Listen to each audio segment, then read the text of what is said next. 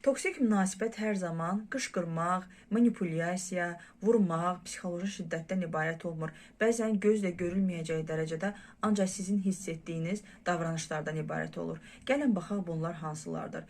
Birinci, partnyorunuz sizi incitsə də belə, siz hər zaman onun davranışlarına haqq qazandırmağa çalışırsınız. Düşünürsünüz ki, bunlar mənim üzümdən oldu, mənə görə oldu, günahkar mənəm. Və yaxud da ki, keçib gedər zamanla, artıq bir müddətdən sonra başa düşər mənə qarşı belə davranmaz.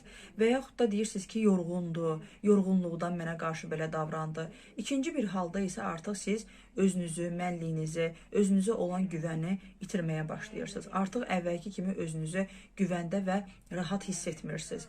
Və yaxud da ki, istədiyiniz sözləri ona deyə bilmirsiniz. İstədiyiniz kimi davranmaqdan, istədiyinizi deməkdən çəkinirsiniz, qorxursunuz.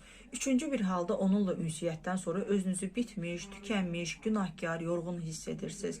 Bundan əlavə, onun belə deyək ki, sizə qarşı olan davranışı sizin əhval-ruhiyyənizə təsir edir. Sizin əhval-ruhiyyəniz onun davranışlarından asılı olur. Əgər o nədənsə razıdırsa, o zaman özünüzü yaxşı hiss edirsiniz.